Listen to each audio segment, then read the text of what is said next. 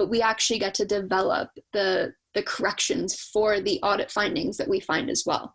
So I get to be on both sides. I get to see what maybe the issues are, but then I also get to help operations correct the issues, which I don't know. I'm weird. I love it all.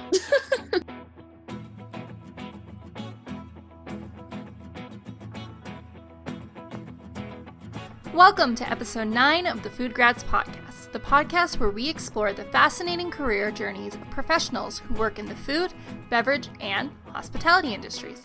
I'm your host, Veronica Hislop, a molecular science graduate student and career partner with Food Grads. This week on the podcast, I have my first ever podcast guest who works in the cannabis space, Aylene Peter the QA RA Liaison at the Canopy Growth Corporation. Canopy Growth Corporation is a cannabis company based in Smith Falls, Ontario.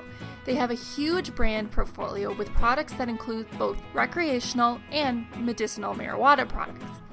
In this episode, Aylene teaches me about the cannabis industry and the quality side behind these products and how Canopy Growth ensures that these products are safe when getting to consumers. We also talk about her mentors, the challenges she's faced when trying to find a job, her love of auditing, and how great the people in the cannabis space are. Aylene is such a warm person that has shown me that even if you don't know what you want to do out of high school or even college, that's okay. If you keep showing up, connect with people, stay positive, and most of all, have confidence in yourself, things will eventually fall into place. This conversation has really shown me that the cannabis sector is an exciting place to work, and maybe students interested in a career in the food and beverage industries should also consider a job in the cannabis sector as well. There's a lot to be learned, and I think that we're just going to see even more from this industry that will be exciting stuff. So, on to the show. Hi, Aylene. Thank you so much for coming on the show. This is pretty fun. You're going to be my first guest that does the role in the cannabis industry, and I've heard good things about you, so I think this is going to be a fun chat. Well, I'm glad. Can you tell me more about Canopy Growth Corporation and the role that you have there? So I started working at Canopy about 2 years ago. August was my 2-year anniversary. I started as a QC technician in Niagara-on-the-Lake at Tweed Farms. And then I wanted to venture out a little, and then I moved to BC, and I worked at one of the sites there in Delta. And then as a business decision, they ended up shutting down both sites in Delta and Aldergrove. And then I got a call from the vice president of Canada Operations, and he asked me if I wanted to move to Smith Falls, which is where the main site is. It used to be the old Hershey building. Going from a QC tech, you're in quality, you do everything quality related. But then this position was actually a QA RA liaison. And with this position, you're actually working under operations. So what I do is I try to help operations elevate because it's a new industry and everyone is learning. We do everything. It's actually like one of the coolest positions I've ever been in early in my career. So we do beverages, we do CBD beverages, we do dried flower, we have oil, we have soft gel capsules, we do chocolate. We're coming out with gummies soon. We have vapes, which is pretty cool as well. It's a very large spectrum. Oh, and for you to be diving into something like that's pretty impressive to build out that many different brands of products within 2 years. Like some companies take they can market it and create a whole project of one product, and it takes 2-3 years just to do that alone. So wow, that's kind of crazy. I know, and everything happens so quickly because with legalization, and then it's only been a few years that we've really been into everything else beside dried flower and oil, really, because with medicinal, they don't really do much edibles or chocolates yet. It's still really new. So it's all recreational products, which we have for our beverages and everything. Right. And I know with Canada, I can't say for the rest of the country. I just know with Ontario, did it not take a year after even the legalization of the weed? I don't know, the dried flower, I should say. The dried flower, it took over a year, I think, to even just get the edible products as well. Yeah, we still haven't. So we're launching our gummies in the next few months, I believe. It really all depends on production. But yeah, it's been taking a decent amount of time, but I would say that we've made a lot of headway and lead, and I think we are one of the leading companies right now with all of the products that we have out. I'm curious about how the two things, because you said you first did QC and then now you're saying that you work as a QA RA liaison. What kind of testing would you do in QC and how has that changed to what you do now? Yeah, so I started as a QC tech, and in the QC role is more of the quality aspect of making sure that the product was safe, like microbial testing, making sure that your lot releases have been completed properly, making sure you're following regulations, everything of that sort. And then now that I've moved into operations, of course, I still make sure we're following regulations, but it's more working with operation managers, trying to elevate them. So working on our standard operating procedures, our work instructions, helping with the quality management system and making sure everyone understands what their role is and how they can make things work more efficiently. So a lot of trying to help operations because it is a new industry and I know a lot of people are experts, but it's really hard with a new industry to be an expert. So trying to put our brains together and figure out what works best. So it sounds like in your role, you do heavily work with operations. So there's a lot of, the departments are very intertwined. Yeah, definitely. It's sometimes hard trying to communicate to operations from a quality standpoint on what you're looking for. So I find the liaison part really comes out with my team. So I think we do a really good job at helping operations understand the quality aspect. And just to add on more to just understanding quality, because I know we say microbial and such, but because I'm not too familiar with the product, what would be something when something's going wrong? What's something that is not up to quality? What would be an example of that? So anytime that we get micro tests there's a lot of different quality teams within the company. So we have the lab techs. So they're the ones who do all the microbial testing and they test for heavy metals, they test for pesticide residue, they test for everything that you can think of. And then there's like our quality lot release team who does all of the review of all the documents. And there's our quality production team, which go onto the floor and they do all like our ATP testing to make sure everything's good to run before a production. And then there's also the quality control technicians. Yeah, there's a lot of quality aspects that go on in the cannabis industry, at least that I'm seeing so far. But a lot of testing involves like the THC, the CBD testing to make sure that we're in compliance with all the regulations, because on packaging, you have to be very accurate with what your THC and CBD content is and how many grams that you're putting in each package as well. So it's a lot in the regulations as well. That makes sense. And it's a highly, not that food isn't, but this industry I know is very highly regulated. So that makes sense. Yeah, I don't have as much experience in the food industry because I just graduated not too long ago. But working with SGS before, I did get a really good understanding on all of the different regulations that the CFIA covers. But I would say that the cannabis industry is very strict, especially because it's new. And it's harder to have a better understanding of what type of regulations should be implemented. And that segues into a good way for me to ask, what quality systems are there in place in the cannabis space? Is it ISO, is it SQF, or is it its own separate entity? It's its own separate entity, kind of, in a way. I think there's still a lot more progress the industry itself needs to make. Right now, we're following GPP. That's kind of like the basis of what most LPs need to follow. So it's a good production practices, and it's a standard that the Canadian, Health Canada put out for all LPs. So again, the requirements include like testing for micro contamination, any chemical contaminants like heavy metals, like I stated before. And you just need to make sure that you have your quality standards in place for each manufacturing process. And that kind of ties into the GMP guidelines as well, because in order to have medicinal, or if you want to ship, like let's say to Germany, you need to have good manufacturing procedures in place. So they kind of tie one on one. And they're both similar because you need your operating procedures, your sanitation programs, you need a system in place to track all of your product in case you need to do a recall.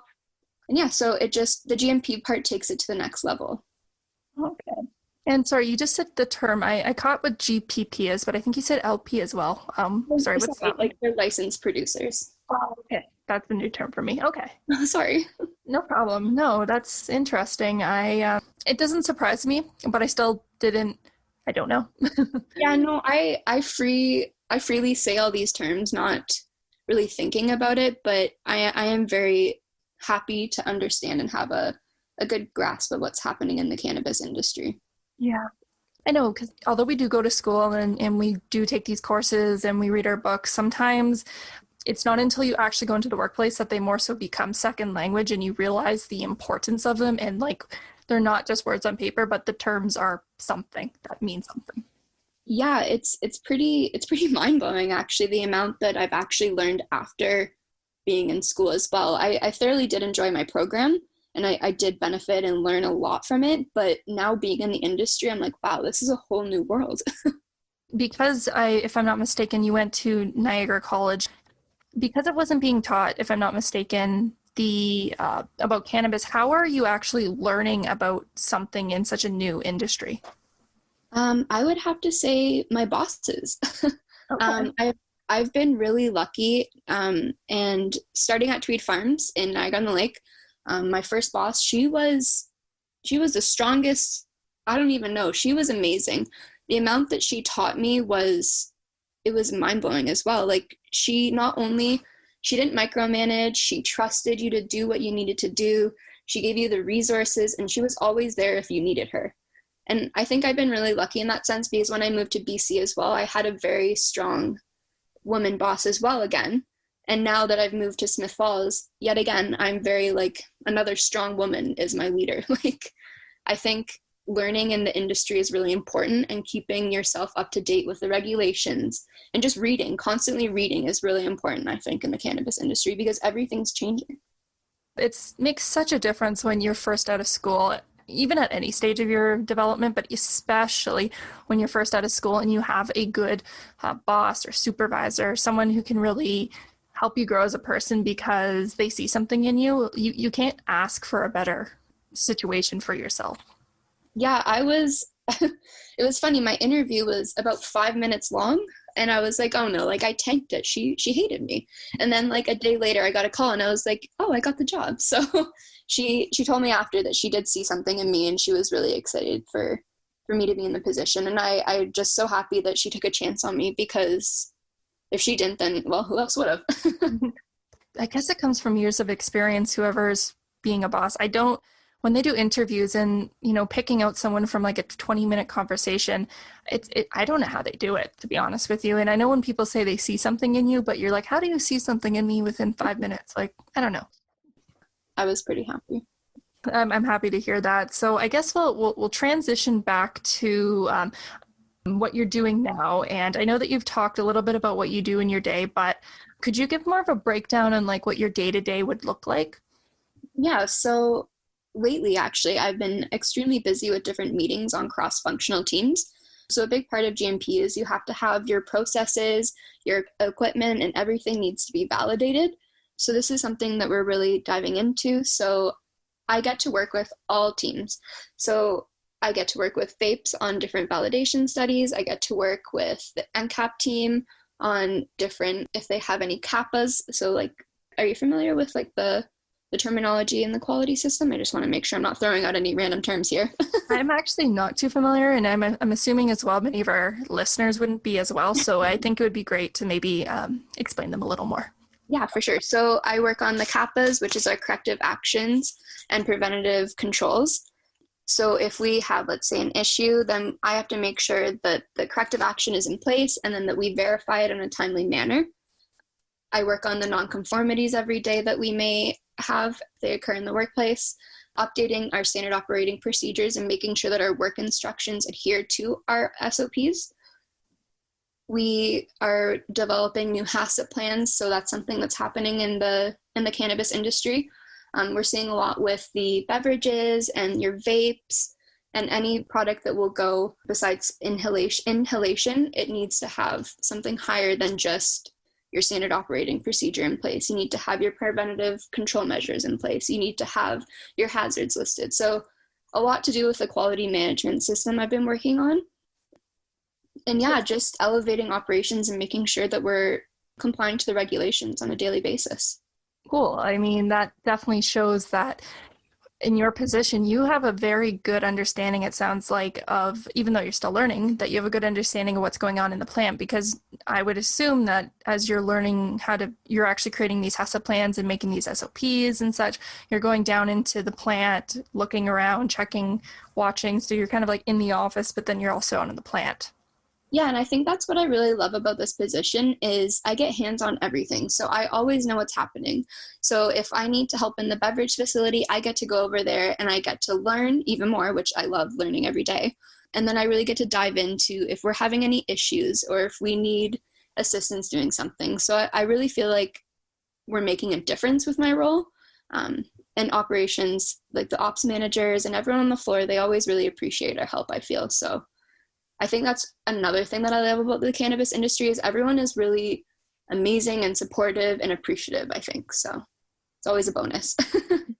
No, that's really cool. I don't know why I know with the food industry, people love it because it's such a collaborative industry, even if you're in different companies. So I don't know why I'm surprised to hear about cannabis, because I know that the industry like popped up so fast, and where I know it's no reflection of the places that grow them, but I go to school at Ryerson University, so Yonge Street has like 5 stores that sell these types of products, and I'm like, well, how much competition could you have on one street? So I guess I just assumed the same thing would be happening within the plants as well. Yeah, it is very stressful, don't get me wrong, but the support of your coworkers and everyone, it just makes it a better place to work. And I think Canopy Growth has a really good culture as well. We have a new CEO, David Klein. Well, I guess he's a year now almost. And I think he's been really making a difference because he sends us emails all the time. Not that most bosses don't, but he really seems to care about the industry and the company itself, and he really wants us to strive. So I think there's been like a bit of a turn in that as well with Canopy. And now we're a real corporation. Not that we weren't before, but I feel like we really are making a difference because sometimes with the medical as well, we get to see what kind of patients we're helping anonymously, and we get to see the types of differences that some people are seeing with like oils and soft gels. Just, I don't know, I feel really happy in the cannabis industry as well. So That's really cool. And I guess I know you don't have a name to them, but with the cannabis space, what type of like patients would you actually be helping though? So some people with autoimmune diseases like MS, let's say, I do know that it has helped a lot with inflammatory issues that they may be having. I know it's helped with seizures, but those are the only 2 that I know because we don't get to see specifically what issues they are, but those are ones that I'm related to that I know that have helped people, those 2 issues. So just knowing that it helps people that I know even, it makes a difference in going into work. Yeah, no, to have a work with a purpose that's even higher than yourself. I think that's the key to having a long, successful career, because you want to keep going because you feel like you're doing good for others. So that's cool. I know that you already just said that some of the things you love is like the company culture that you have there, as well as the people that you're working with and some of the other patients or what your products are doing to help individuals. But are there some other things that you also love about your job? I do love, as we know, I love learning more and more every day. And I just feel like with the industry, everything changing, you have to keep up with it. And I like the rush of having to go into work and be like, okay, what's changed? What's new? What am I going to learn today? So I think the learning, the people, and just helping everything is my favorite parts about going into work. I might have to start considering maybe going into this industry, because I know that for me, like I need a job that's like mentally stimulates me. Like I love learning, and I don't know if I could go for a career that's more on the physical side. Not that you hands-on ones, you can't learn with those, but like I just love learning. So it sounds like you have a job that seems to give you, what's the word I'm trying to look for? You have a job that like hits all the boxes that makes you want to keep going to work. Yeah, and I find that this job has given me confidence as well in myself. And just because you have to do training events, and you have to speak to people. And I just find that recently I've really come out of my bubble a lot in that sense, because I was pretty shy before. So I think that this has helped a lot with that as well. So. Well, that's great. Confidence is something that people need to build. And of course, it's, as you being a liaison, like that's working with people. So you gotta, if people want to take you seriously as well, you kind of have to be confident in yourself, or they won't listen. Yeah, exactly. So I want to go back a little bit more, so back to you and how you went from school to your first jobs and such. And I wanted to know, how was the transition between going to college and your full-time career? Do you think that there was anything that you found that helped you be successful in even getting the job? And how was that for you? I had a few struggles from being after school into getting a full-time position. The summer after I graduated, I actually just kept serving for the summer because it's hard out there. It's hard to get a position. The first job that I applied for was actually a junior QC tech, and I didn't end up getting the job because someone with 5 years experience got the job. So I started to question the whole, what's the purpose of a junior position if 0 to 1 year experience, if I can't get that position? So then I really started doubting myself. But then I got right back up, and my mom told me, like, keep applying, like you'll get a job somewhere. And then I ended up connecting with Victor again, and I was very persistent and annoying, as he would say. I sent him emails all the time asking if he had anything available, because I've always wanted to work in the auditing industry because I think it's fascinating. What better to do than audit? And he ended up having a position, so I became an independent internal auditor for SGS. Pardon me, not internal, external auditor. And I started doing audits with Victor. He is one of my mentors. And then another position opened up within SGS, and I ended up taking that position for a year. And I learned a lot there as well. I would take every training event that I possibly could just to continuously learn. And then the job ended up being in Mississauga, and I was living in Niagara-on-the-Lake. Oh my gosh. The commute really got to me. It was an hour and a half there and 3 hours back home with traffic. So then I just started applying to more positions in the Niagara region, and I ended up getting the job in Niagara-on-the-Lake as a QC tech. So I did find it really hard to transition from going to school and studying to actually having to go to work. But overall, I managed, and if I can do it, anyone can do it. But it really is a good transition, because you go from having to study and hand in assignments to going into something that you love. So I loved internal auditing. I loved working with different regulations and standards, and now I love the cannabis industry. So I really think you just have to follow your passion and find what works for you. I'm impressed. That's first of all, the tenacity to even just commute. Even though it's going against the grain of traffic, going from Mississauga to Niagara-on-the-Lake, the winter times, I don't know how you managed. It was terrifying. The roads do not pave, or they do not plow those properly. No, they don't, especially when you get closer to, I was supposed to do an event one time at Niagara College, and I was they had big snowstorm in the forecast. I was like, nope, I'm not coming. I want to come, but I'm not coming. There was times that I would leave my house and my car would start slipping, and I'd just turn around and be like, nope, working from home today. Oh my gosh. But yeah, I'm moving away from the point. But I know that we actually talked about Victor prior to when we sat down and started recording. I just wanted to know more about what SGS is. And you were mentioning about Victor. I'm kind of for those who might not know, could you just maybe elaborate on those two things? Yeah, for sure. So Victor is, in my mind, the most brilliant man known to Earth. He actually came to Niagara College. It was my third year, I believe. And he taught 2 courses. One was internal auditing, and the other one was hazard analysis, I believe.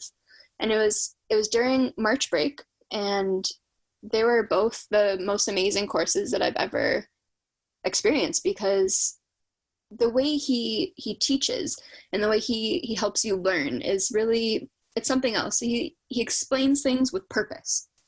And so after that's when I started bugging him for a job.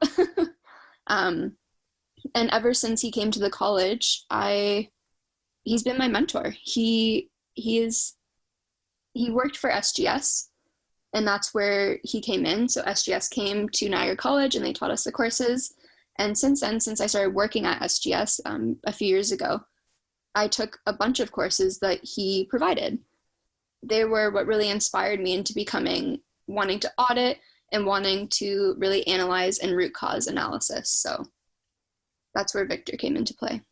I've spoken to Victor in the past, and he's actually written a few blog posts on the Food Grads website. But actually, if people are interested, the episode that'll be coming out before this one will be my episode where I interviewed Victor. So if I guess people want to have a better understanding about what Victor does, that would be the episode to check out. But with Victor and SGS, he has this way of going about like food safety in this totally different way than people would be accustomed to.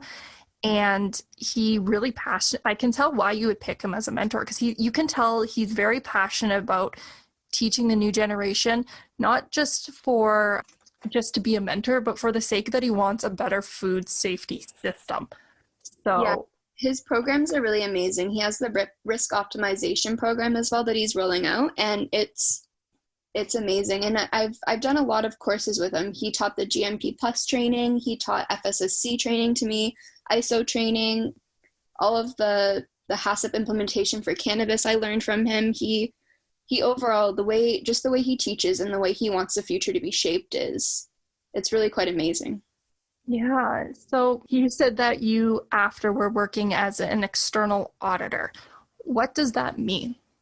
It was pretty much an independent contract with SGS, and I would go to certain facilities and I would audit to make sure that they were in compliance with the CFIA regulations and standards set in place. We would prepare the report, and I'd prepare all of my findings, if there's any minor findings or major findings, and then I would send out all my observations and nonconformances to the facility. I would give them a certain amount of time, just like any audit, to respond to the findings. And then once they were complete, I would go back and follow up with them and see if they needed any more help with putting any sanitation programs in place or any type of standard operating procedures that they needed. Wow, that's a pretty big thing to be doing right out of school. Like, that's pretty hard, I'm not gonna lie. Being an auditor, like being able to have an eye for detail like that, I'm pretty impressed. I loved it. It's one of my passions. I love auditing, and I do hope one day I get back into it. And I'm sure I will. And even with Canopy right now, we do internal audits as well. So I love being a part of those. So I still get to audit sometimes. That's great. No, I mean, for food companies, although they do the external auditing procedure in order to be certified via like SQF, ISO, and all those things, you first monthly, at the very least, have to do an internal audit. So at least you're still putting those good skills to use, and I'm happy that you're enjoying it, because it's hard. It's not, you have to have the right eye to do something like that, and sometimes the findings aren't what you want them to be. I mean, that's kind of the point of them, and trying to take it to the next step to actually solve that problem. I think that's the difficult part more so. And I think that's what I also love about my position right now, is that we also do audits, not from a quality standpoint. So we do operational audits. So they are quality, yes, but we work, not saying quality works without ops, but we actually get to develop the corrections for the audit findings that we find as well. So I get to be on both sides. I get to see what maybe the issues are, but then I also get to help operations correct the issues, which I don't know. I'm weird. I love it all. No, it's cool. You're solving a problem and you are working with others. Like, there's so many skill sets that you're using within it. And to actually see something that maybe you spotted, you've now worked together with your team to try to find the best solution. And then at the end of the day, that problem is now solved. Like, I don't know why. That's not like weird. That's like cool. Okay. So just nerding out over here.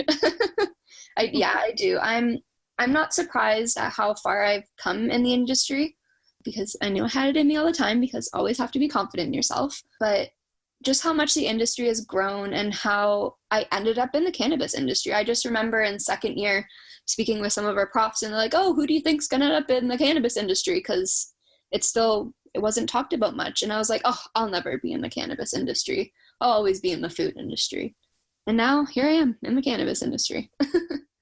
So I guess it's because of your career kind of path on how you ended up in the cannabis industry, because for many it is still a very taboo subject. Even though I know it's legalized in Canada, it's still very taboo. So it's cool that you can own it. be confident about it. And my mom always told me, again, my mom, she's one of my role models as well. She always told me, just go for it. Like, believe in yourself and you can do it. So I think with all the very strong females in my life, I've just always believed in myself, and I know I can do it. So with that type of attitude, I know that that's something that seems like a mantra to kind of get you through it, but would you be able to talk about any specific challenges that you faced early on in your career besides having difficulties finding a position? Were there any challenges that you faced and you were able to overcome? So in high school, I didn't think I strived there. I always thought of myself as not the smartest. And I didn't enjoy it. I didn't do well. My grades weren't good at all, really. And then I went to the the college fair, and I met Amy Prue, who was the coordinator for our program. And she told me, just apply. She's like, apply yourself. You can write an essay and we'll see if you get in. So I was like, okay, sure. So I think after meeting Amy and not believing in myself for the longest time, but I was like, yeah, this is something I want to do. So with food science, it's just everything that I wanted to do, because I had no idea what I wanted to do outside of high school. I applied for like plumbing. I applied to be an electrician. I applied to be a pharmacy assistant. I had no idea what I wanted to do. But then I just decided how much I love food and science, and I didn't even know that this program existed. So I think before I even got to college, or even before I even got to my career, I was really struggling. But then it's the program that I chose that really elevated me as a person, the people that I met throughout the program, and my career now. Yeah, no, I don't really know what I would have done if I didn't go to this program. So I did struggle a lot before. Well, it sounds like you had every step of the way you've had the right people, and I'm not surprised to hear that Amy is one of those people, because Amy, like Nicole, is one of those people that I hear everyone talks about positively, and she's just that network connection, that person that just gives you so much encouragement, not only just like from a motivational standpoint, but she just gets you excited about food. So I can see why even just that one conversation at your career fair was the thing that just like got you going. It's what got me. I had no idea what I wanted to do, but just one conversation. She asked me if I like food. I was like, of course. She's like, do you like science? I was like, yeah, of course. She's like, okay, then apply for this program. I was like, wow, it's that easy. Mm-hmm. So I think just talking to people is what everyone should do. It's the people who you meet and you connect with, and they really help elevate you as a person. I think so. And even though sometimes when you're in high school and when you're in college, you're like, well, I don't have time to go to the college fair. I don't have time to go to the career fair or that one little networking event. It's only an hour. Why am I going to go? I think that those things sometimes are the most valuable experiences you can get, because you don't know where one conversation can lead you. Yeah, I agree with you. You just have to talk. You have to talk to people. And that's why I think it's so important to get involved in organizations as well. But I digress. 100%. I also, if you sign up for the IFT, the Institute of Food Technology, it's an amazing place with so many different articles and amazing people to aspire to not necessarily be, but like role models that you can have as well. And there's just so much opportunity for learning and different type of people you can meet, and always connect with everybody you can. I think that's how I got so far in the industry, is I tried to connect with as many people as I could. So when you say that you tried to connect with people, how were you actually finding these people or reaching out? I would go to different job fairs, or when COVID wasn't a thing, of course. Okay. And just every type of food industry or cannabis industry type of event that was going on, I would try to you can win free tickets everywhere. So I would try to win tickets, and if I got them, then I would go. And you'd stop at each vendor and you talk to people and you understand what their business is, and then you get their business card, and then you can link with them on LinkedIn, or you can email them and have a conversation. That's what I'm a big believer in, is talking to people. It's sound advice. I mean, I know that I got involved with food grads because I was in a non-food program, even though Ryerson has a food and nutrition program. Actually, now that I think about it, I try to sometimes pay attention. That's another thing I could give advice is, although you were in a specific food science program, if you're not directly in one, check other department like events that aren't your department, because I was in the science department, but we had like food science department at Ryerson, and I would like check their calendars on their own departmental website to see what networking events they were, and like that's how I started to meet people. So now that I'm just thinking about it, that's probably a good suggestion as well for others. Yeah, no, 100%. Even at Niagara as well, you connect with all the different professors as well, and they're all have different stories, and they're all very knowledgeable in what they're talking about. So yeah, it's very good advice. Sorry, I'm just like thinking, because the more I talk to people through the podcast, the more I start to actually remember stuff I've done through my journey, because you don't remember till you talk to people. So exactly, yeah. That's why I think these podcasts are really important, because even listening, I think there's 6 of them so far online. There'll be 7 next week, and this will be the 8th one. Yeah, no, I always look forward to it, because even just listening to other people talk and their experiences, I find it really motivates you to be better as well. Totally agree. And even though the podcast space, like there's so many conversations out there, sometimes you're like, oh, it's so saturated, but then you're like, no, I need this. I like, which one do I choose? There's so many good ones. Exactly. I try to listen to so many on my way to work, but it's just, there's too many. Well, I actually think that's like the perfect segue point for me to ask you, do you have any food? I know I'm saying about food, but I know you're in the cannabis space, but do you have any podcasts or books or people that's related to what you do that you think that students should check out? I think it was Green Biz. There was one on, it's not about cannabis necessarily, but it's on food supply chain, cities, climate change. That's a really good one. But for the cannabis industry, I actually haven't listened to any yet. I think it's because every day I go into work and I deal with the cannabis industry, so I try to listen to other ones. But no, just all of the food ones. If you just go into Spotify and I type in food, I listen to as many as I can. Okay. So then do you just have any other recommendations about things you enjoyed? Doesn't have to be food related. Is there anything that I should be listening to? There was one I listened to the other day. I think it was called Farming Today. Okay, never heard of it. I believe. Yeah, it's about sustainability. It's all about the farming industry. I grew up on a farm as a kid, so I do love listening to all of the different things that are happening in the farm world.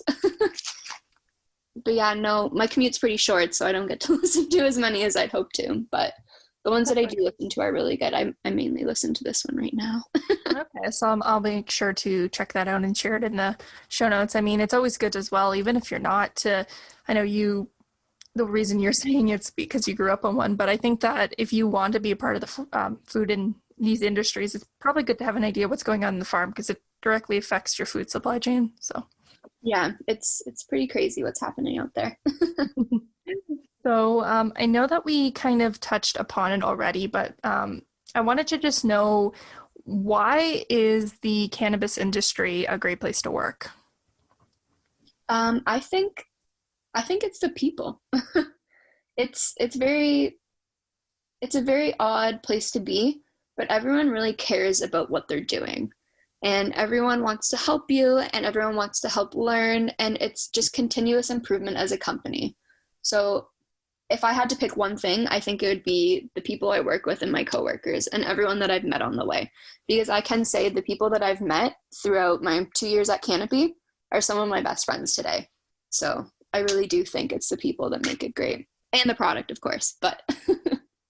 Well, you can't have a good product unless you have good people. So I'm really happy to hear that that's your reasoning, because, yeah, these are the people you spend most of your time with in a day. So I would hope you would like them. Yeah, and my team has really turned into my family, and it's very, very soft and squishy of me to say, but it's a great place to be, especially Canopy. Well, I think that people will start to be looking into them now that they have an inside voice saying about why they enjoy working there. Well, I hope so. Again, we've already kind of touched upon this, but I just wanted to hear directly, what advice would you give to someone wanting to to pursue a similar career to what you have now? Well, everyone's journey is different. So I don't have exact advice for everyone, but I would say that just be confident in yourself and really believe in yourself and push yourself to the next level and apply to that job even if you don't think that you're qualified, because who knows, you might get it and someone might take a chance on you like someone took a chance on me. So I think it's really important to always believe in yourself and just don't give up. That's great advice. Keep trying. You never know. So I'm going to finish the podcast there, but the last question I just wanted to ask is, if people wanted to connect or find you, where can we find you? You can find me on LinkedIn. I'm always there. Send me a message. I'll link it in the show notes so people will be able to find you quite easily. So thank you so much for being on the show, Aylene. It was a great conversation, and I really did learn a lot more about this industry and how great the people are.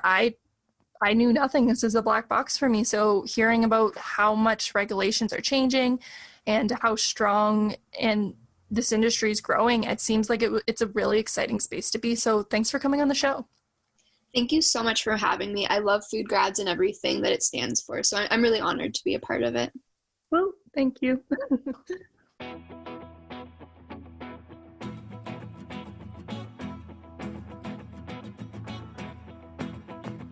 Thank you so much for tuning in to episode 9 of the Food Grads podcast.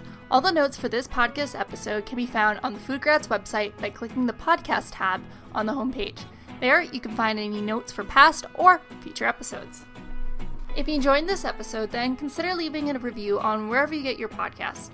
There are so many of them out there, but it helps us to get the word out there, and we would really appreciate it.